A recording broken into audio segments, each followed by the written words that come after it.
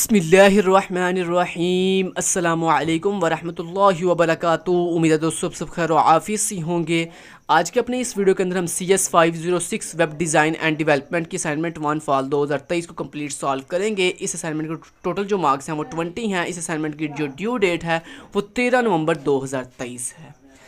इस असाइनमेंट को दोस्तों बनाने के लिए आपको ज़रूरत है एक JDK जावा डेवलपमेंट किट की, और दूसरा आपको ज़रूरत है नेटबीन्स IDE की। ठीक है, तो दोस्तों जावा JDK कैसे डाउनलोड और इंस्टॉल करना है, और आपने जो है नेटबीन्स IDE कैसे डाउनलोड और इंस्टॉल करना है प्रॉपर, वो वीडियो का लिंक इसी वीडियो के डिस्क्रिप्शन बॉक्स में आपको प्रोवाइड कर दूंगा। आप सिंपली वहाँ जाके वीडियो वॉच करके कंप्लीट सेटअप कर सकते हैं। अब दोस्तों पहले तो ये अब आपको बताता चलूँ यहाँ पे कि हमारी ऑफिशियल वेबसाइट, इस वेबसाइट की जो हमारी ऑफिशियल वेबसाइट है, इसका लिंक भी वीडियो के डिस्क्रिप्शन पार्ट में आपको प्रोवाइड कर दिया गया। जब आप हमारी ऑफिशियल वेबसाइट पे आएंगे तो यहाँ पे आपको एक ऑप्शन मिलेगा सॉफ्टवेयर्स के नाम से। आपने सॉफ्टवेयर्स वाले ऑप्शन के ऊपर क्लिक करना है। जैसे आप सॉफ्टवेयर्स वाले ऑप्शन के ऊपर दोस्तों क्लिक करोगे तो यहाँ पे थोड़ा नीचे करो तो यहाँ देखो लिखा हुआ नेटबीन्स फॉर जावा डेवलपमेंट। तो यहाँ से आपने दोस्तों क्लिक हियर फॉर डाउनलोड पर जाकर डायरेक्टली नेटबीन्स को डाउनलोड कर सकते हैं। उसके बाद जावा JDK ये पड़ा हुआ नीचे, इसके बिल्कुल नीचे जावा JDK, तो यहाँ से जावा JDK भी आप डाउनलोड कर सकते हो। अब दोस्तों ये नेटबीन्स का लिंक आप यहाँ पे मिल गया, आपको JDK का भी लिंक, दोनों जो सॉफ्टवेयर्स थे दोनों का लिंक आपको यहाँ पे मिल गया है।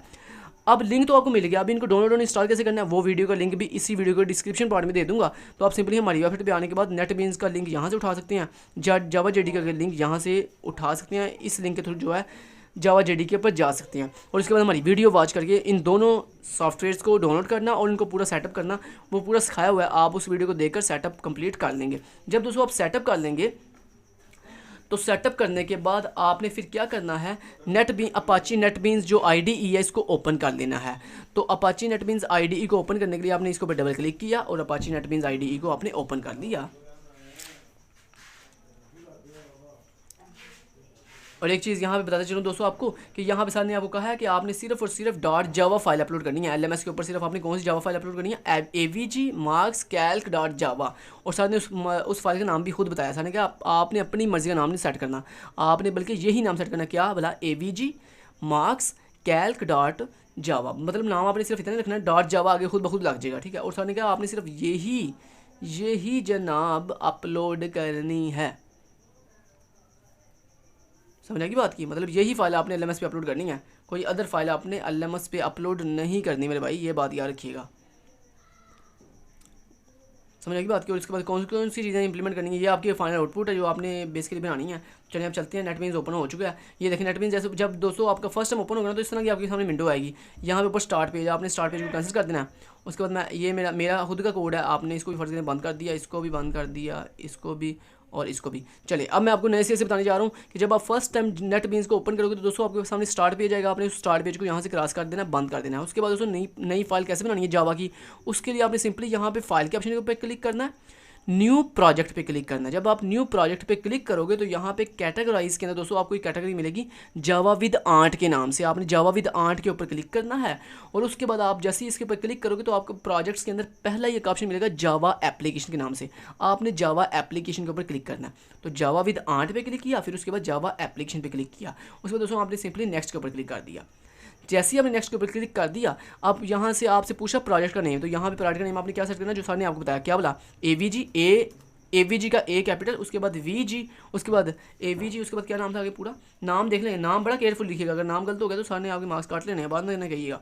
ये देखें AVG, उसके बाद मार्क्स का M capital, AVG marks MARKS marks, और AVG मार्क्स, और उसके बाद आगे क्या जी, कैल्क CALC, पहला C जो कैपिटल में होगा CALC कैल्क। बस इतना दोस्तों आपने लिखना, .java नहीं लिखते, .java वो खुद ब खुद लिख लेगा आगे, ये ना आप खुद आगे जाके जो है ना .java लिख रहे हो। तो बस आपने नाम लिखना AVG marks Calc.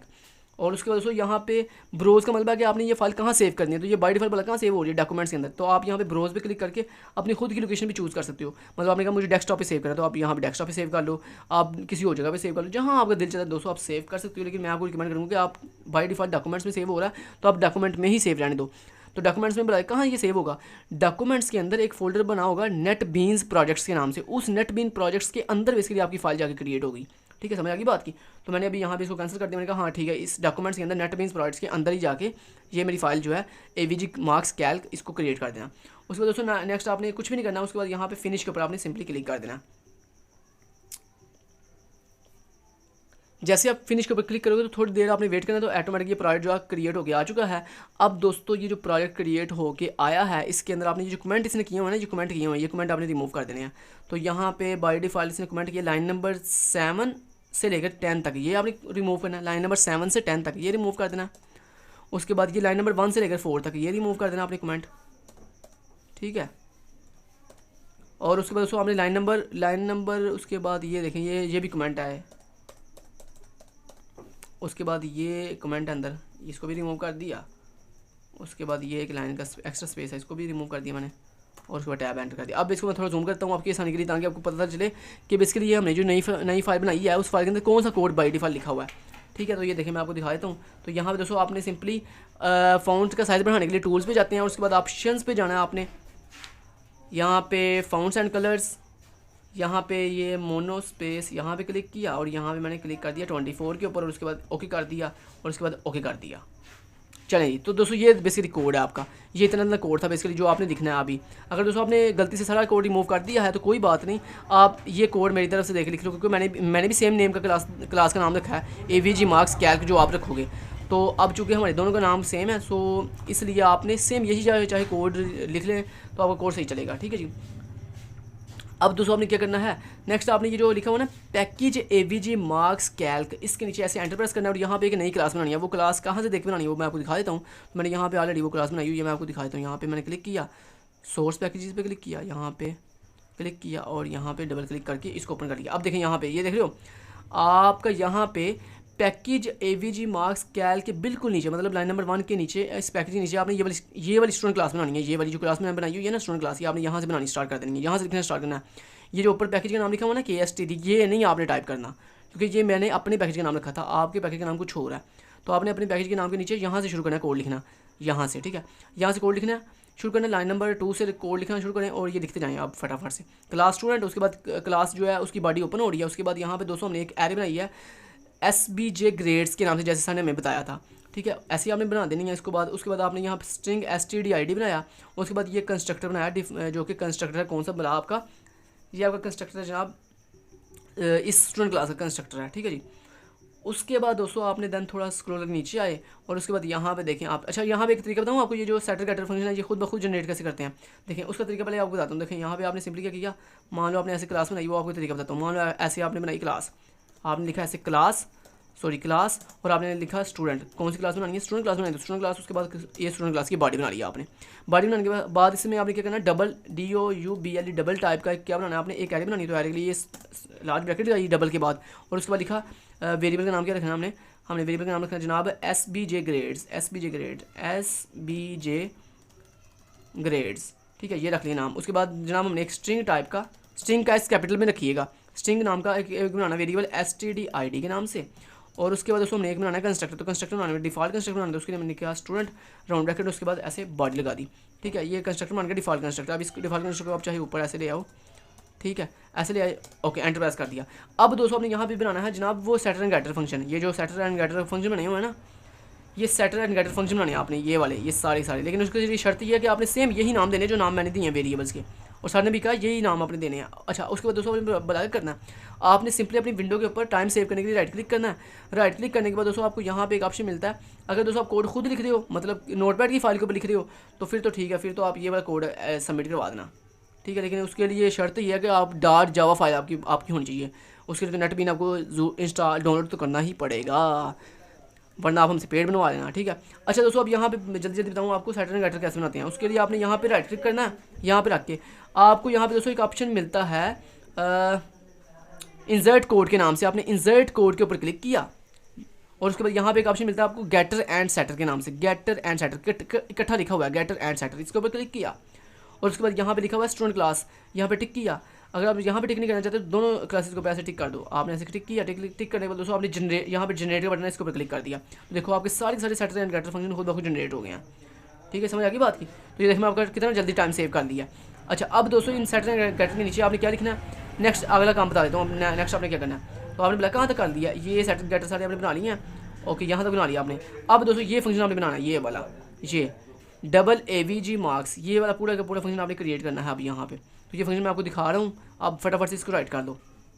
Public double AVG marks round bracket, उसके बाद बॉडी ओपन हो रही है, उसके बाद double AVG equal to 0.0 comma sum equal to 0.0, उसके बाद फॉर एक लूप लगी हुई है जो क्या कर रही है, हमारी तमाम की तमाम वेरिएबल की वैल्यू में वैल्यूज़ एंटर कर रही है। ठीक है जी, समझ आ गई बात की। ओके जी, और उसके बाद ओके ठीक हो गया, ठीक है। उसके बाद क्या AVG equal to sum divide by 4, उसके बाद रिटर्न AVG, उसके बाद बॉडी क्लोज हो रही है AVG मार्क्स की। उम्मीद है आपने ये वाला सेटर गेटर फंक्शन बनाने के बाद आपने ये वाला फंक्शन भी लिख लिया होगा। ठीक है, अगर सेटर गेटर फंक्शन आपने नहीं देखे तो ये देख लो, मैं दोबारा दिखा भी देता हूँ आपको। ये सेटर गेटर फंक्शन बने हुआ है यहाँ से लेकर यहाँ तक, ये सारे सेटर गेटर फंक्शन है। अगर आपने खुद से जनरेट नहीं किया तो ये यहाँ से मेरे देख के लिख सकते हो। ये देखो ये सारा कोड लिखा हुआ है, फटाफट से ये लिख लो आप, लिख लीजिए।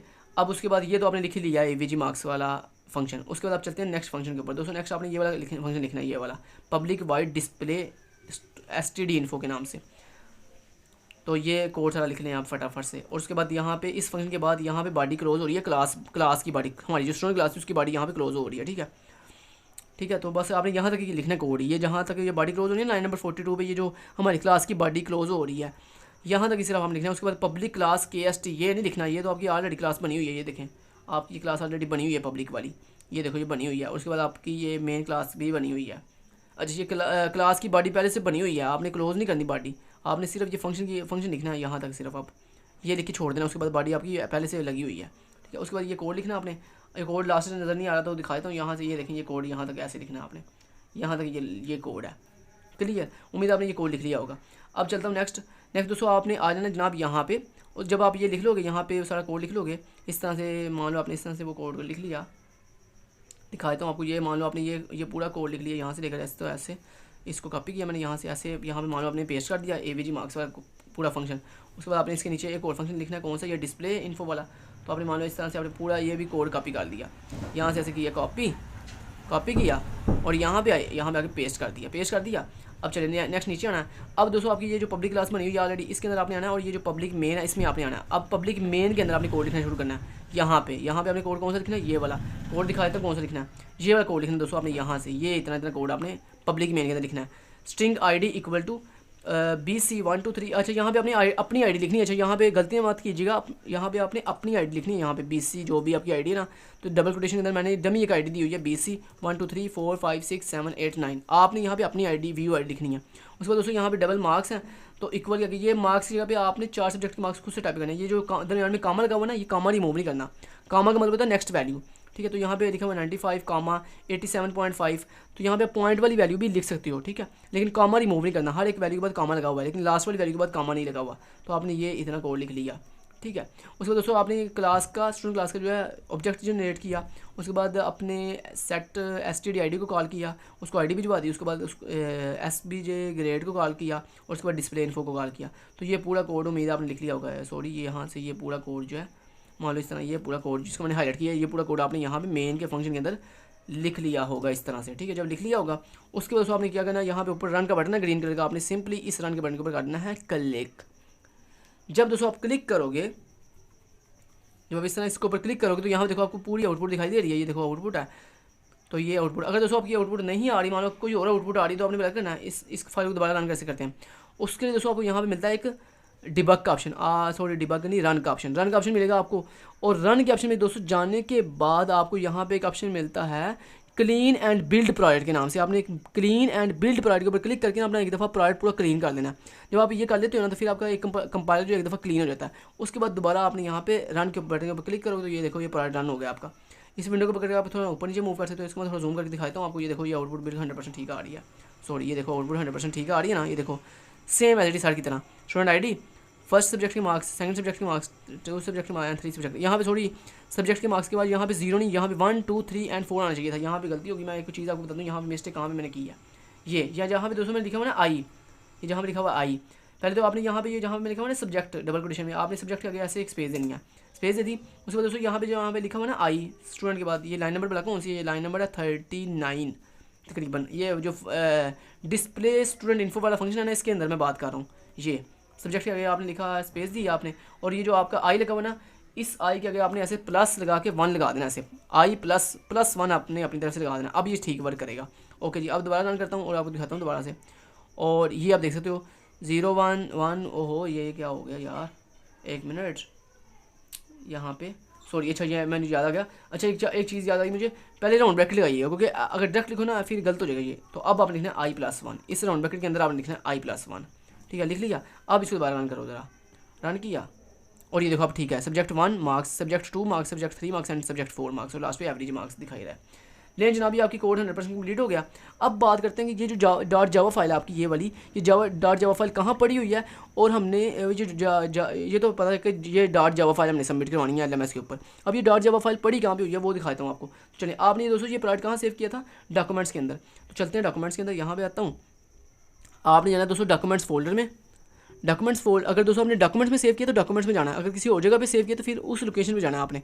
तो यहाँ पे दोस्तों डॉक्यूमेंट्स के अंदर आपको एक ऑप्शन मिलता है नेट बीन्स प्रोजेक्ट के नाम से। आपने नेट बीन्स प्रोजेक्ट के ऊपर क्लिक किया। देन उसके बाद यहाँ पे आपने अभी जो प्रोजेक्ट बनाया उसका नाम क्या था, AVG मार्क्स कैल्क के नाम से। आपने इस वाले फोल्डर के ऊपर क्लिक किया।